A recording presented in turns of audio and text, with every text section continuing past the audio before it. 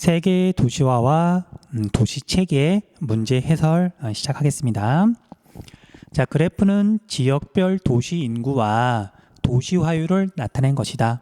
가다 지역으로 오른 것은, 자, 이 문제는 뭐 되게 쉽죠. 그냥 뻔한 거 물어보고 있는데, 근데 뭐 정답을 찾는 건 그렇게 중요한 건 아니죠. 우리가 복습할 때 문제를 활용해야 되는 거니까. 자, 여기에서는 차이가 큰 걸 가지고 먼저 구분하면 되는데, 자, 선생님이라면 여기 나는 도시 인구 자체가 어마어마하게 많은 거, 그걸 일단 활용을 할 거고요. 그 다음에 가하고 나는 다른 대륙에 비해서 또 도시화율이 되게 낮죠. 도시화율은 이쪽으로 와야 되는 거니까 여기를 활용하면 되겠네요. 그렇게 해서 가와 나를 구분하면 다는 남아있는 거가 되겠죠. 자, 먼저 도시 인구를 봤더니 나 대륙은 도시 인구만 20억 명이 넘어가요. 1000만 명이니까 1000만 억 10억이잖아요. 총 인구가 20억 명이 넘어가는 대륙이 딱 하나밖에 없잖아요. 아시아, 그쵸? 자, 그래서 나는 아시아가 되겠네요. 그 다음 가는 모든 대륙 가운데 도시화율이 40% 정도로 제일 낮죠. 물론 아시아도 낮지만 아시아보다 더 낮단 말이에요. 아시아보다 더 가난한 대륙, 좀 안타까운 대륙. 그래서 여기는 아프리카가 되겠죠. 아프리카. 이미 정답이 나와버렸네요. 답은 3번. 자, 그러면 나머지 다는 앵글로 아메리카가 될 텐데, 앵글로 아메리카의 특징은 인구가 3억 6천만 명 정도다. 그런데 도시화율이 세계에서 제일 높았고 여기 봤더니 거의 80%죠. 그러면 3억 6천만 명의 80%면 대략 얼마쯤 되냐면 이렇게 갔더니 뭐 3억쯤 되나? 뭐 정확하게 계산할 필요는 없겠죠. 그래서 앵글로 아메리카라는 걸 알 수 있어요. 물론 이 문제는 우리가 세계 대륙의 총 인구를 외우라 그랬잖아요. 그걸 바탕으로 도시화율 나와 있으니까 이렇게 간단하게 계산해서 풀어도 되는데 굳이 그렇게 할 필요는 없죠. 정답은 3번. 그 다음 2번 문제. 자, 2번 문제는 나라가 조금 많이 있는데 좀 구분을 좀 해줄게요. 자, 먼저 얘는 독일이라는 거 무조건 알아야 되고요. 독일은 당연히 선진국이죠. 대표적인 선진국이에요. 유럽에서 경제 규모가 제일 큰 나라예요. 인구는 8천만 명이 조금 넘는다. 그 다음에 여기 인도는 인구가 13억 명 정도고 굉장히 가난한 나라예요.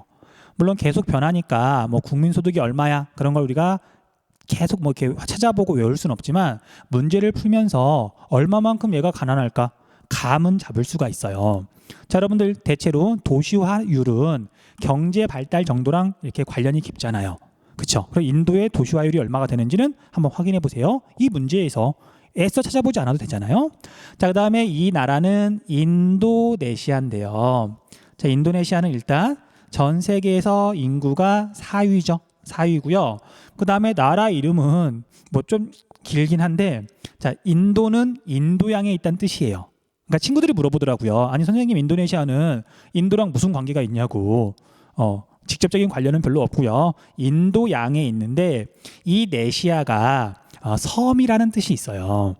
그래서 인도양에 있는 여러 섬으로 이루어진 나라. 나라 이름에 그런 뜻이 있는 거죠. 어쨌든 세계에서 인구가 4위나 되고요. 2억 6천만 명 정도였었죠. 그런데 이제 우리가 인도네시아 이미지가 어떤지는 잘 모르겠는데 동남아시아가 대체로 가난하잖아요. 그런데 좀 차이가 나긴 해요. 싱가포르는 되게 잘 살고요. 그 다음에 말레이시아도 우리보다는 아니지만 그래도 어느 정도 사는 편이에요. 근데 이제 베트남, 뭐 라오스, 캄보디아 여기는 진짜 가난하고요. 특히 베트남 같은 경우에는 우리나라 1인당 국민소득의 한 10분의 1 정도밖에 안 돼요. 되게 가난한 나라예요. 좀 아프리카 못지않아요. 근데 요즘 뭐 발전을 하고 있어서 크게 변하겠지만, 근데 이제 인도네시아는 그나마 상황이 조금 나아서 아프리카만큼 베트남만큼 그렇게 가난하진 않다. 어쨌든 인도네시아 이것도 도시화율을 보고서 어느 정도 짐작할 수 있어요. 그 다음에 여기 아프리카에 있는 나라는, 자, 우리가 소중하지 않은 나라가 뭐 없겠지만 근데 우리가 아프리카에 있는 모든 나라 이름까지 기억하기에는 좀 부담스럽잖아요. 우리는 뭐 수험생이니까 이 강의가 지금 고3 강의니까요. 그래서 필요한 나라라면 이제 외워야 되겠지만 어쩔 수 없이 그냥 아프리카에 있는 가난한 나라다. 그리고 이제 이 나라는 그냥 이름만 적어줄게요. 차드라고 하는 나라예요. 차드. 자, 이제 자료를 보고 한번 구분을 해볼게요. 자, 뭐 여러 가지를 볼 수가 있겠지만 제일 쉬운 건 여기 도시 인구가 있겠네요. 도시 인구. 자, 단위는 100만 명이니까 우리 가를 봤더니 도시 인구 자체가 4억 2,900만 명이네요. 총 인구도 아니고 도시 인구만. 그리고 여기 도시화율이 32.8%니까 굉장히 낮은 거죠. 이걸 뭐 이게 또 물어보기도 해요. 선생님 이거 초기 단계예요? 가속화 단계예요? 그렇게 물어보지 않아요. 그냥 대략 수치만 우리는 보고 그렇구나 하고 넘어가시면 돼요. 자, 그래서 여기는 인구가 어마어마하게 많으니까 가가 인도가 되겠네요. 그쵸? 그 다음 또 뭘 보고 구분할 수 있을까요? 다른 나라들에 비해서 라는 도시화율이 훨씬 높네요. 이미 종착 단계에 들어선 거죠. 그쵸? 얘는 독일이 되겠네요. 독일. 자, 물론 독일은 전체적인 인구도 거의 증가하지 않지만 그리고 도시 인구 자체도 거의 증가하지 않는 거죠. 이미 사회가 안정됐으니까 이거 보고도 구별할 수가 있어요. 됐죠? 그 다음에 도시 인구가 6,300만 명이고 그 다음 도시화율이 77%니까 총 인구도 당연히 알 수 있는 거죠. 정확하게 계산할 필요는 없고요. 약 8천만 명이다. 독일은 기억 좀 해두세요. 자, 그 다음에 나하고 다는 이제 어떻게 구별해야 되냐면 도시화율이 많이 다르죠. 그쵸? 그래서 도시화율이 22.5%밖에 안 된다. 아프리카에 있는 되게 가난한 나라 차드가 될 거고요. 그 다음에 나는 도시화율이 50% 정도니까 자, 인도랑 비교해 보면 경제가 더 발달한 거죠. 그쵸? 그래서 얘는 인도네시아예요. 인도네시아. 자, 도시 인구만 봤더니 1억 3,700만 명이네요. 근데 얘가 53.3%가 도시화율이니까 대략 2를 곱하면 되겠죠. 자, 이게 연도가 언제지? 2015년인데 그 사이에 인구가 조금 늘었나 보네요. 이거 곱하기 2를 했더니 거의 2억 7천만 명 정도잖아요. 뭐 2억 6천만 명 정도나 2억 7천만 명 정도나 어차피 세계 사유인 건 전혀 변화가 없으니까. 자, 그래서 나는 인도네시아가 될 거예요. 자, 그럼 이제 답을 찾아보면 뭐 네 나라를 구분하면 뭐 어렵지 않죠. 가는 라보다 1인당 국내 총생산이 많다. 가는 어디였냐면 인도였고 라는 독일이었죠. 그러니까 옳은 것 고르는 거니까 얘는 지금 설명이 잘못됐네요. 독일이 1인당 국내 총생산이 훨씬 많죠. 1인당. 자, 참고로 국내 총생산이라고만 나오면 이건 약간 불규칙해요. 왜냐하면 나라마다 인구가 워낙 다르니까, 규모가 다르니까. 하지만 앞에 1인당이란 말이 붙으면 얘는 어떤 나라의 성격을 나타내는 거예요. 1인당 국민소득. 그쵸? 한 사람 한 사람 따지는 거니까. 그래서 1인당 국민소득이 높으면 선진국이고 많이 낮으면 개발도상국이라고 볼 수 있는 거죠. 그 다음에 나는 인도네시아는 가는 인도였었죠. 소고기를 금기시하는 주민들이 많다. X. 인도네시아는 이슬람교. 돼지고기를 금기시하고요. 그 다음 인도는 힌두교. 소고기를 금기시하죠. 그 다음에 차드는 인도네시아보다 촌락 인구가 많다. 자, 이건 간단하게 계산을 해보면 되는 건데 자, 얘는 촌락의 한 80%가 살아요. 비율대로 풀면 되거든요. 그래서 2대 8 그럼 3대 90 정도가 되겠죠. 그런데 이건 굳이 계산해보지 않더라도 5대 5인데 얘가 지금 단위 자체가 다르잖아요. 이거 계산하는 건 세계지리를 푸는 자세는 아니에요. 이건 암산도 아니고 그냥 딱 보면 보이는 거잖아요. 자, 그래서 3번도 잘못된 설명이고요. 독일은 차드보다 3차 산업 종사자 비율이 높다. 선진국이 되면 될수록 대체로 3차 산업의 종사자 비율이 높아지니까. 자, 그 다음에 나는 사막화. 자, 사막화는 뒤에서 공부를 하겠지만 차드에서 심각하게 일어나고 있어요. 차드뿐만 아니라 우리가 앞에서 건조기후 할 때 우리 사헬지대 배웠었잖아요. 그렇죠? 사하라 사막의 남쪽 지역.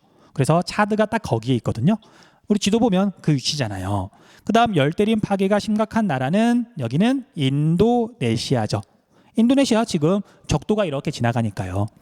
그래서 설명이 지금 거꾸로 되어 있네요. 정답은 4번. 넘어갈게요. 자, 3번 문제. 다음은 세계도시 여행 촬영을 위한 장면 설정이다. 촬영 지역에 해당하는 도시를 지도에 A, D에서 순서대로 고른 것은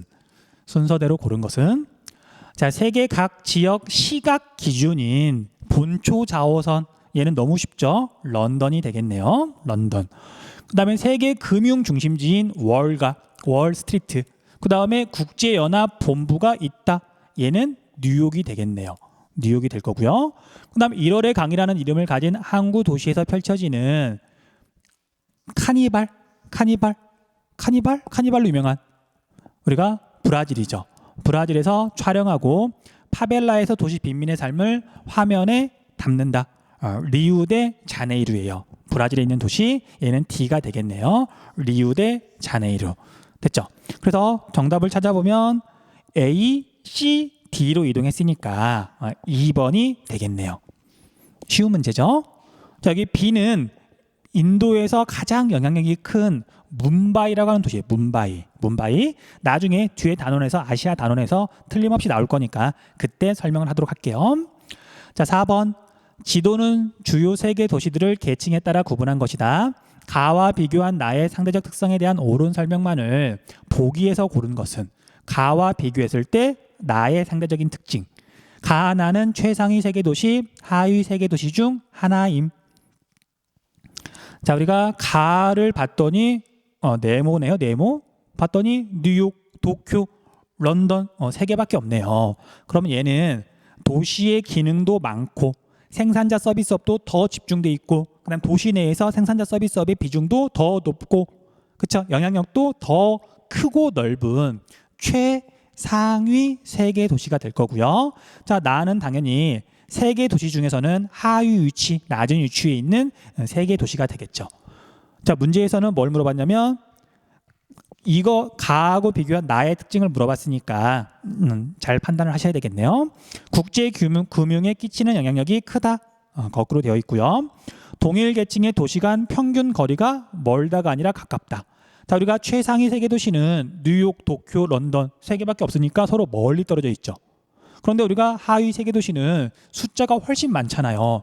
여기 같은 경우는 지금 이렇게 다닥다닥 붙어 있고 그 다음에 여기 미국 같은 경우도 이렇게 붙어 있고 그 다음에 우리 아시아 쪽에도 여러 개가 있잖아요. 그래서 동일 계층의 도시 간 평균 거리는 최상위 세계 도시가 가장 멀다. 틀린 설명이죠. 그 다음 생산자 서비스업의 종사자 비율이 낮다. 맞죠? 생산자 서비스업은 같은 세계 도시라 하더라도 같은 이런 세계 도시라 하더라도 최상위 세계 도시에 더 집중돼 있어요. 다국적 기업의 본사가 여기에 훨씬 더 많으니까. 그 다음 도시당 일평균 항공교통 여객 수가 적다. 당연하죠. 답은 몇 번이냐면 5번이 되겠네요. 야, 수능 실전 문제. 자, 그래프는 지역별 도시화율과 도시인구 증가율, 촌락인구 변화를 나타낸 것이다. A, 이 지역에 대한 설명으로 옳은 것은 단 아메리카는 앵글로 아메리카와 라틴 아메리카로 구분한다. 자, 이제 여기에서는 뭘 보고 구분을 해야 되냐면 아무래도 도시화율이 좀 익숙하죠. 그렇죠? 물론 도시인구 증가율을 가지고 풀어도 돼요. 전체 인구가 빠르게 증가하는 우리가 아프리카 같은 경우에는 도시인구도 빠르게 증가하거든요. 도시화 단계에서도 가속화 단계에 있는 중이고 물론 그걸 알고는 있겠지만 도시화율은 좀 더 쉬운 개념이니까 자, 여기서 이렇게 한번 구분을 해보면 자, 먼저 촌락인구가 또 이렇게 나와 있네요. 친절하게 촌락인구. 자, 그러면 우리가 여기 B는 촌락인구 자체가 20억 명이 넘어가는지 뭐 그런지 잘 모르겠지만 아무튼 독보적으로 많죠. 그럼 여기 B는 그냥 쉽게 아시아라는 걸 알 수 있죠. 아시아. 자, 그 다음에 또 이렇게 살펴봤더니 얘는 촌락 인구를 물어보고 있는데 다른 대륙에 비해서 이 A는 또 촌락 인구가 훨씬 더 많죠. 그리고 총 인구도 12억 명이지만 도시화율도 낮아서 상대적으로 촌락 인구 비율도 높은 얘가 아프리카가 될 거예요. 아프리카. 그리고 당연한 얘기지만 아까 도시 인구 증가율이 현재 다른 대륙보다 월등히 높잖아요. 그거 보고 아프리카라는 걸 알 수 있겠네요. 됐죠? 자, 그 다음에 이제 나머지 것들이 이렇게 있는데 자, 우리 C는 도시 인구 증가율이 다른 것보다 확실히 낮죠. 그러니까 총 인구 증가율 자체가 되게 낮기도 하고 사회가 안정되다 보니까 이제 큰 변화는 없는 거예요. 자, 이 차이가 얼마 안 나기 때문에 이제 이런 거 가지고도 구분을 해야 돼요. 자, 물론 여기 촌락 인구를 우리가 알고 있는 그 대륙의 총 인구 그걸 바탕으로 해서 도시화율 이용해 가지고 구할 수도 있겠지만 너무 번거롭잖아요. 자, 그래서 여기 C는 유럽이 되겠네요. 유럽이 될 거고요. 자, 그러면 이제 앵글로 아메리카하고 라틴 아메리카가 이렇게 있는데 뭘 보고 구분을 할까요? 뭘 보고? 자, 물론 앵글로 아메리카가 도시화율 1등이라는 거 알고 있었으면 그거 보고 구분해도 되는데 도시 인구 증가율을 가지고 구분해도 되고요. 조금이라도 높잖아요. 그 다음에 우리가 과거 자료가 있으니까 현재 말고 1950년대를 봤더니 도시화율이 이렇게 봤더니 이때 D는 1950년대에 꽤 높았던 데에 비해서 E는 그때는 40% 정도밖에 안 됐죠. 그래서 도시화율이 최근에 빠르게 진행이 됐다. 그거 보고 E는 라틴 아메리카라는 걸 알 수가 있고요. 그럼 당연히 여기 D는 앵글로 아메리카가 되겠죠. 이렇게 해서 구분을 하시면 돼요. 뭐 그래프가 조금 복잡하게는 생겼는데 막상 구별하려고 보면 어려운 문제는 아니죠. 자, 답을 찾아보면 A는 2015년에 촌락 인구보다 도시 인구가 많다. A는 2015년에 도시화율이 40% 정도밖에 안 되니까 비율이 도시 6, 촌락 3 거죠. 바뀌었네. 미안해요. 도시가 4, 촌락이 6. 그래서 얘는 지금 촌락 인구보다 도시 인구가 많다. 설명이 잘못됐고요. 그 다음에 B는 D보다, B는 어딨니? B는 아시아, 아시아는 D보다, 앵글로 아메리카보다 국가 간 경제 발전 수준의 차이가 크다. 얘는 옳은 설명이네요. 자, 우리가 아시아는 굉장히 가난한 나라도 있는가 하면 우리나라나 일본이나 싱가포르나 홍콩처럼 잘 사는 나라도 있죠. 근데 앵글로 아메리카는 구분 기준이 조금 애매하긴 하지만 우리 고등학교 세계 지리에서는 미국하고 캐나다만 앵글로 아메리카로 봐요. 그 외에 조그마한 섬나라들은 앵글로 아메리카로 보지 않더라고요. 그리고 여기 미국, 캐나다 둘 다 선진국이죠. 그 다음 C는 유럽은 B 아시아보다 2015년에 도시 인구가 많다. 뭐 말도 안 되는 거고요. 그 다음에 D 앵글로 아메리카는 최근 라틴 아메리카보다 A로부터 아프리카로부터의 이주민 유입이 많다. 설명이 잘못됐죠. 앵글로 아메리카는 거의 대부분까지는 아니지만 라틴 아메리카에서 어마어마하게 이렇게 넘어오잖아요. 설명이 잘못됐고요. 그 다음에 E는 라틴 아메리카는 C 유럽보다 도시화의 가속화 단계에 진입한 시기가 늦다. 유럽은 이미 1950년대에 도시화율이 요만큼이었잖아요. 그때 라틴 아메리카는 이렇게 더 낮았으니까 유럽이 먼저 가속화 단계에 들어선 거죠. 정답은 2번이 되겠네요. 넘어갈게요. 자, 그래프는 지도에 표시된 세 국가의 지표별 특성을 비교한 것이다. 이에 대한 설명으로 옳은 것은 자, 세 나라를 봤더니 일본 쉽죠? 선진국이고요. 중국 얘도 뭐 너무 쉽죠? 자, 얘는 우리가 앞에 기본 문제에서는 차드가 나왔는데 얘가 차드였고요. 자, 얘도 여러분들 나라 이름 당연히 모르겠죠. 근데 여러분들이 많이 들어봤어요. 언제 들어봤냐면 바로 우리 지금 세계지리 공부하면서 이 나라가 니제르예요. 니제르. 자, 아프리카를 뭐 대표한다기보다는 아프리카의 특성이 잘 나타나는 되게 가난한 나라 니제르. 자, 우리 도시화율 되게 쉽죠? A가 니제르고요. 그 다음에 C가 일본이 되겠네요. B는 중국일 거고, 그렇죠? 상대적인 값이긴 하지만, 자, 그 다음에 가하고 나를 봤더니 가는 B가 독보적으로 수치가 높아요. 도시 인구, 촌락 인구 증가율. 자, 인구 증가율이 뭐 이렇게 차이가 나진 않을 거 아니에요? 그래서 얘는 도시 인구가 되겠네요. 도시 인구. 자, 그 다음에 나는 촌락 인구 증가율인데 A, 니제르는 촌락 인구도 증가하는 중이죠. 워낙 합계 출산율이 높으니까 아이들을 많이 낳으니까 도시 인구도 증가하지만 촌락 인구도 증가해요. 그런데 여기 중국하고 일본은 촌락 인구가 감소하는 중이죠. 근데 원인은 조금 달라요. 중국은 지금 도시화율이 여기는 이제 60 상대적인 값이 있는데 절대값으로 바꾸면 이제 50%가 조금 넘어가서 가속화 단계에 있다 보니까 촌락에 있는 사람들이 도시로 막 이동하면서 촌락 인구가 줄어드는 거고요. 근데 일본은 더 이상 이촌 향도 현상은 일어나지 않아요. 뭐 아예 일어나는 건 아니겠지만 그래서 여기서 인구가 이렇게 줄어드는 건 촌락에 있는 사람들이 이제 돌아가셔서 그런 거예요. 할아버지 할머니들이. 그래서 우리가 지리를 제대로 공부한 친구들은 이것들도 눈에 보여야 돼요. 미안해요. 보인다기보다는 이런 것도 보이면 정말 지리를, 세계 지리를 제대로 공부하고 있는 거예요. 알면 알수록 보이고 알면 알수록 재미있는 부분도 있어요. 자, 답은 뭐 쉽게 찾는 거죠. 자, A의 수도는 최상위 세계 도시 중 하나이다. A가 아니라 C, 일본이 될 거고요. A는 B보다 총 인구가 많다. 중국의 인구 무시할 수 없죠. 14억이 넘어가죠. 그 다음 B는 C보다 3차 산업 종사자 비율이 높다. 일본이 훨씬 높겠죠. 그 다음 C, 일본은 A, 니제르보다 유소년 인구 부양비가 높다. 이건 말도 안 되고요. 가는 도시 인구, 나는 촌락 인구 증가율을 나타낸다. 정답은 5번. 됐죠? 그래서 자, 답은 뭐 그대로 변화가 없는데 선생님이 이게 약간 착각해가지고 B가 부에노스아이레스인데 도쿄라고 착각했네요. 그러니까 말을 좀 잘못한 거죠. 자, 어쨌든 이 문제는 B가 어느 도시인지 몰라도 그냥 나온 자료만 가지고 풀 수 있는 거니까요. 그 다음 B는 C보다 다국적 기업의 본사 수가 많다. X. C는 도쿄. 옛날 세계 넘버 2 일본이 그때 엄청나게 많은 기업 본사가 거기에 있었어요. 물론 지금은 이제 세계 500대 기업 순위에서 많이 내려왔는데 정말 한때는 일본의 기업들이 세계 최상위권을 정말 잔뜩 차지하고 있었거든요. 옛날 그 자료 보면 정말 깜짝 놀랄 수도 있어요. 그 다음 1955년부터 2015년에 세계 30위권 도시의 전체 인구 규모는 작아졌다. 말도 안 되죠. 그 다음 2015년에 아시아는 비아시아 지역보다 30위권 이내의 도시가 적다. 자, 여기에서 아시아를 찾아보면 자, 우리나라 근처 뭐 도쿄, 뭐 중국, 이게 아마 서울이겠네요. 그 다음에 이쪽 동남아시아 아마 싱가포르쯤 될 거고요. 여기는 인도가 되겠네요. 인도 쪽. 그럼 이렇게를 아시아라고 본다면 뭐 숫자 세어보죠 뭐. 하나, 둘, 셋, 넷, 다섯, 여섯, 일곱, 여덟, 아홉, 열, 열하나, 열둘. 아시아가 아닌 곳에 12개, 여기는 겹쳤지만 뭐 세어보면 18개가 되겠죠. 합쳐서 30개니까.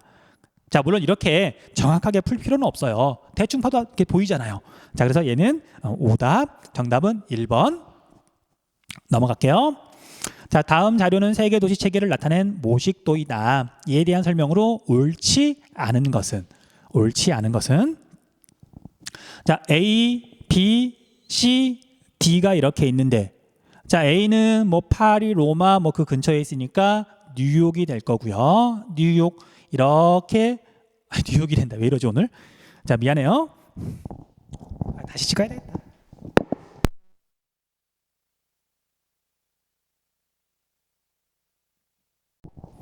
자, 3번. 다음 자료는 인구 규모 상위 32 이내에 해당하는 도시들의 위치 및 인구 변화를 나타낸 것이다. 이에 대한 설명으로 옳은 것은 자, 얘는 단순히 인구가 많은 도시 30개를 나타낸 거죠. 그리고 1955년하고 2015년 동안 그 두 시기에 자, 이제 이 문제에서 포인트는 여기 위도 경도가 있으니까 해안선이 이렇게 표시가 되어 있지 않더라도 각 도시가 어디에 해당하는지 알아봐야 돼요. 우리가 지금 세계 지리를 공부한 지도 좀 지났잖아요. 이 정도는 충분히 알아볼 수 있어야 돼요. 자, 그 다음에 여기에 도시 인구가 이렇게 되어 있는데 이렇게 되어 있다는 얘기는 정확하게 값을 읽으라는 건 아니죠. 뭐 계산을 하는 문제가 내용이 혹시 있더라도 계산을 하지 않더라도 충분히 알아볼 수 있을 거예요. 자, 아무튼 A, B, C 도시를 한번 찾아볼게요. 자, 우리가 본초 좌우선이 이렇게 있으니까요. 이렇게 있으니까 자, 어딘지 모르겠나 보다는 여기 기호는 안 써 있지만 얘는 런던이 되겠네요. 그러니까 얘가 런던이 되겠네요. 틀림없겠죠? 자, 그 다음에 A는 런던에서 서쪽으로 있고요. 위도를 봤더니 북이 30도보다는 좀 높고 거의 40도 정도에 있겠네요. 우리나라 서울이랑 위도가 비슷할 거예요. 근데 서경 60도는 좀 넘어가고 뭐 75도 정도 여기에 이렇게 1955년이긴 하지만 세계 30위 내에 드는 도시가 여러 개가 있었네요. 그럼 여기는 아마 미국이 될 거예요. 그리고 미국 현재 도시 이렇게 인구를 봤더니 세계 도시만 세계 30위 안에 들어가네요. 그중에 미국의 동쪽에 있는 도시라는 걸 알 수가 있겠죠. 우리가 정확한 위도값, 경도값은 모르더라도 자, 그래서 A는 뉴욕이에요. 뉴욕, 미국 동쪽에 있는 큰 도시. 자, 그다음에 우리가 뒤에 가면 북아메리카 단원이 따로 있거든요. 그때는 이제 중요한 도시들도 좀 알아야 돼요. 미국 서부에 있는 얘는 LA, 로스앤젤레스. 그 다음에 미국 남쪽에 있는 얘는 여러분들 미국 남쪽에 있긴 한데 미국은 아니네요. 미안해요. 선생님이 이제 원을 너무 크게 그렸네요. 보니까 앞에서 선생님이 우리가 위선 그릴 때 30도가 미국의 남쪽 멕시코만 그 해안선이라고 아마 설명을 했던 것 같아요. 지도 한번 잘 찾아보세요. 자, 그래서 우리 30도보다 이렇게 아래쪽이니까 얘는 미국이 아니라 멕시코에 있는 멕시코시티예요. 이렇게 좀 꼼꼼하게 구분하다 보니까 좀 보이긴 하네요. 근데 어쨌든 A는 뉴욕이다. 자, 그 다음에 C는 자, 우리나라랑 위치가 비슷하죠. 동경 120도에서 135도 중간 정도. 그 다음에 얘가 북위 30도보다 조금 높은 곳에 있으니까 서울보다는 조금 저유도에 있을 거예요. 자, 얘는 동경이죠. 도쿄. 자, 도쿄요. 자, 그 다음에 B는 자, 이걸 알아보는 친구들은 정말 지리 지식 또는 지리 응용력 그게 참 대단한 친구들인데 아마 많은 친구들이 잘 몰랐을 거예요. 자, 물론 굳이 몰라도 상관은 없어요. 어차피 남반구에 있으니까 최상위 세계도시 그런 건 아니잖아요. 자, 남반구에 있는 어느 도시인지 한번 찾아보면 위도 경도를 봤더니 남이 30도 조금 넘어가죠. 그 다음에 이렇게 석영값을 봤더니 60도가 조금 안 돼요. 뭐 58도? 뭐 그쯤 될까요? 그래서 여기는 우리나라랑 비교를 해보면 위도랑 경도가 정반대예요. 우리나라랑 거의 지구 반대편. 그래서 아르헨티나 아니면 우루과이라고 짐작을 했으면 대단한 거고요. 그리고 이제 55년하고 이렇게 2015년하고 이렇게 비교를 했을 때 이거 차이를 보고서 이제 B가 어딘지 알 수 있어요.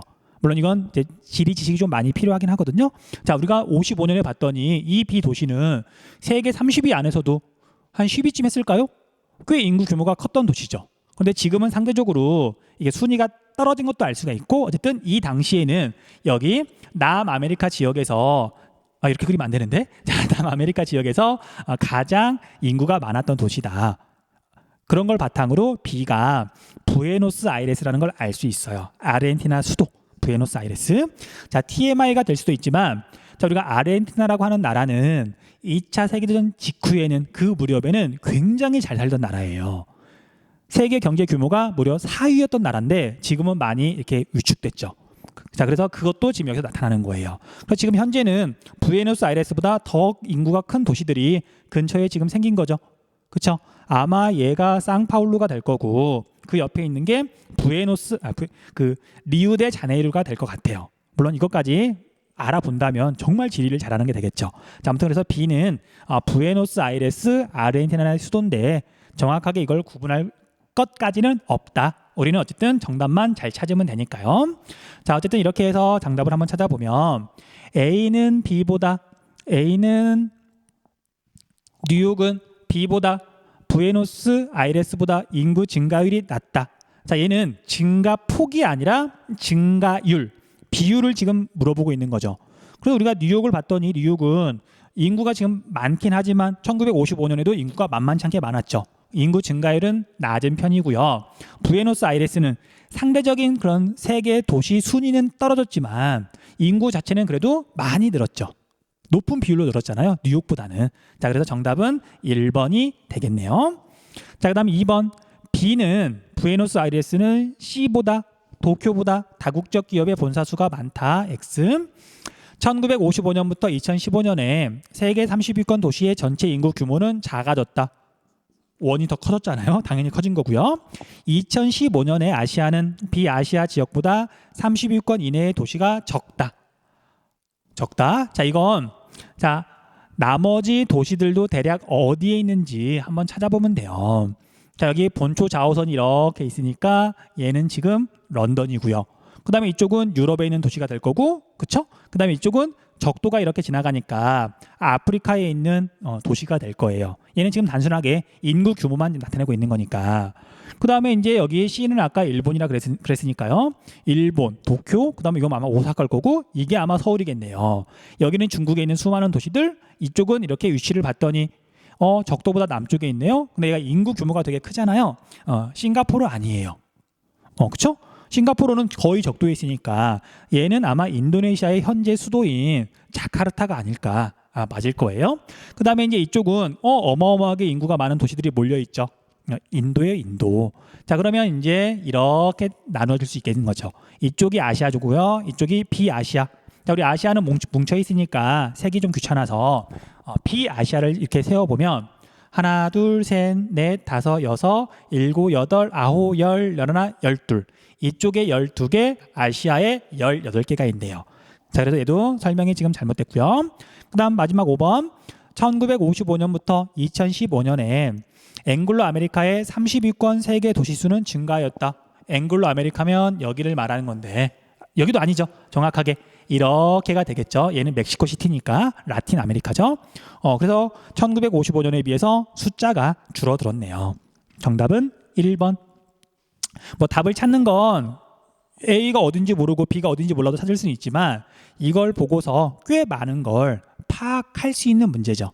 물론 여러분들이 파악하라는 건 아니고 이게 공부를 하면 할수록 이제 이런 것들도 눈에 보인다고요. 넘어갈게요. 자, 다음 자료는 세계도시 체계를 나타낸 모식도이다. 이에 대한 설명으로 옳지 않은 것은 가나는 최상위 세계도시와 하위 세계도시 중 하나임. 뭐 이 문제는 너무 쉽죠. 자, 가는 여기 얘 A라고 되어 있는데 파리 옆에 있는 도시니까 얘가 런던이 될 거고요. 그 다음에 서울 옆에 오사카 옆에 여기는 도쿄가 될 거고요. 그 다음에 여기 뉴욕은 써 있네요. 자, 그래서 이거 가는 세 개밖에 없죠. 그래서 최상위 세계 도시가 될 거고, 자, 나는 그에 비해서 숫자가 훨씬 더 많고 방금 위에 나왔던 부에노스아이레스가 있네요. 그쵸? 그 다음에 여기 뭐 리우데자네이루 뭐 이런 뭐 시드니 또는 방콕 이런 나라 이런 도시들은 세계 도시 중에서도 낮은 위치 하위 세계 도시가 된다. 뭐 답을 찾아보면 1번 C는 아시아의 허브 도시인 싱가포르다. C는 싱가포르다. 맞아요? 틀려요? 맞는 것 같죠. 얘는 뭐 유도나 경도가 나와 있진 않지만, 자, 우리가 아까 3번 문제에서는 인구만 따지면 싱가포르가 이 일대에서 제일 많은 건 아니에요. 인도네시아에 있는 그 자카르타가 더 많을 텐데, 근데 우리가 세계 도시 어떤 순서를 매길 때는 당연히 싱가포르가, 그쵸? 그래서 자, 그래서 얘는 옳은 설명인가? 옳은 설명이니까 정답이 되면 안 되는 거죠. 지금 옳지 않은 거 고르는 거니까. 그 다음에 A는 B보다 A는 런던은 B가 어디지? B는 여기 방콕이 여기 있고 여기는 이제 방콕이면 타이의 수도거든요. 그러니까 이쪽이 지금 동남아시아 지역이고요. 그보다는 조금 동쪽이니까 얘는 인도에 있는 도시예요. 아마 뭄바이가 될 거예요. 자, 이것도 나중에 아시아 지역 공부할 때 나오는 거니까 이름만 좀 적어두세요. 뭄바이. 자, 그래서 A 런던은 뭄바이보다 도시 인구의 자연 증가율이 낮다. 맞는 설명. 정답은 아니고요. D는 도쿄는 B보다 뭄바이 인도에 있는 도시보다 다국적 기업의 본사 수가 많다. 맞은 옳은 설명이니까 정답이 될 수 없고요. 가는 최상위 세계 도시는 하위 세계 도시보다 생산자 서비스업의 발달 수준이 높다. 옳은 설명이니까 정답이 될 수 없고요. 나는 가보다 기능의 수가 많고 영향력의 범위가 넓다. 얘가 지금 설명이 거꾸로 되어 있네요. 뭐 추가 설명할 건 없죠? 넘어갈게요. 5번. 다음은 두 국가군의 도시와 촌락 인구 변화를 나타낸 것이다. 가나 국가군에 대한 옳은 설명만을 보기 위해서 있는 대로 고른 것은, 자, 가나는 선진국이고요. 그 다음에 선진국 또는 개발도상국이고, 그 다음에 A, B는 도시 촌락 중 하나임. 자, 가나를 먼저 구분을 해보면요, 인구 증가율은 당연히 선진국이 낮고 개발도상국이 더 높죠. 그래서 가가 선진국군이고요, 나가 개발도상국이에요. 됐죠? 자, 그 다음에 우리가 선진국은 도시화율이 굉장히 높은 편이기 때문에 도시 인구가 상대적으로 많고요. 그 다음 촌락 인구는 상대적으로 적을 거니까 A가 도시 인구고요, B가 촌락 인구가 되겠네요. 자, 우리가 이제 개발도상국은 과거에는 도시 인구가 훨씬 적었으나 도시화율이 빠르게 진행이 되면서 도시 인구도 급격하게 증가하면서 현재 시점에는 거의 같네요. 2020년 정도 되니까 근데 지금 추월을 해서 도시 인구가 촌락 인구보다 많아졌네요. 자, 이제 답을 찾아보면 A는 도시, B는 촌락이다. 옳은 설명이죠. A는 도시, B는 촌락이다. 옳은 설명이고요. 가는 나보다, 선진국은 나, 개발도상국보다 2000년대 이후 도시 인구 증가율이 높다. X. 그다음 개발도상국은 2010년 이전의 도시화율이 50% 미만이다. 2010년 이렇게 했더니 도시화율이 50%란 얘기는 도시 인구와 촌락 인구가 같을 때 50%인 거잖아요. 근데 그때는 도시보다 촌락 인구가 많았으니까 50% 미만이다. 옳은 설명이네요. 2020년에는 거의 같아졌네요, 지금. 그다음 1950년 대비 2000년의 촌락 인구 증가율은 개발도상국이 선진국보다 높다. 맞죠? 자, 선진국은 촌락 인구가 1950년 이후 얘가 거의 변화가 없죠.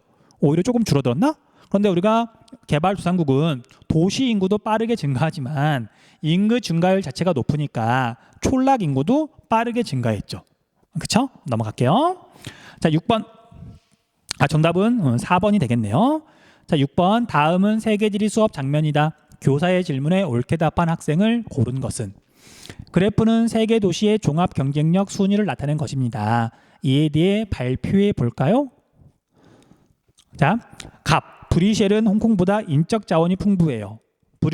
브리셀의 인적 자본은 요만큼이네요. 그런데 우리 홍콩은 인적 자원이 요만큼이네요. 홍콩이 더 풍부하네요. 자, 그래서 갑은 정답이 될 수가 없고요. 아시아는 앵글로 아메리카보다 종합 경쟁력 상위 10위 이내의 세계 도시 수가 많아요. 자, 얘는 얼핏 아시아 가난한데? 앵글로 아메리카 미국이랑 캐나다인데? 그래서 이게 틀렸다고 생각하기 쉬운데 우리가 좀 귀찮아도 10개밖에 안 되니까 다시 한번 볼게요. 자, 10위 안에 드는 도시들 가운데 이렇게 10위 안에 드는 도시들 가운데 런던은 영국에 있고요. 얘는 유럽이니까 빼고요. 뉴욕은 미국, 그다음에 파리는 프랑스, 영국이니까 무시하고요. 도쿄는 일본, 아시아고요. 홍콩은 그냥 홍콩, 아시아고요. 아시아라고 아까 적었던 것 같아요. 로스앤젤레스 미국이고요. 싱가포르는 아시아고요. 그냥 싱가포르는 싱가포르 도시국가고, 시카고는 미국이고, 베이징은 중국이고, 그다음에 브뤼셀은 벨기에라고 했던 것 같아요. 자, 그래서 숫자를 세워보면 아시아에 있는 도시는 도쿄 하나, 홍콩 둘, 싱가포르 셋, 그다음에 베이징까지 4개. 그다음에 앵글로 아메리카에 있는 도시는 뉴욕 하나, 그다음에 로스앤젤레스 둘, 그다음에 시카고 셋. 앵글로 아메리카는 3개가 있네요. 그래서 우리가 옳은 설명이네요. 그다음 가는 국제적인 생산자 서비스업의 중심적 역할을 하고 있어요. 세계 최상위 세계 도시, 물론 파리가 껴있긴 하지만 보통 파리 대신에 런던, 뉴욕, 도쿄를 세계 3대 세계 도시라고 한다 그랬었죠. 그래서 얘는 맞는 설명. 정답은 병이니까 3번이 되겠네요. 나는 가보다 인터넷 통신 정보량이 많아요. 가가 더 많겠죠. 물론 나도 다른 도시랑 비교하면 많은 편이겠지만 얘가 압도적으로 많을 거예요. 정답은 3번. 문제가 더 있나? 더 없네요. 자, 여기까지 하면 우리가 세계 도시도 끝났고요. 다음 영상에서 만날게요. 수고하셨습니다.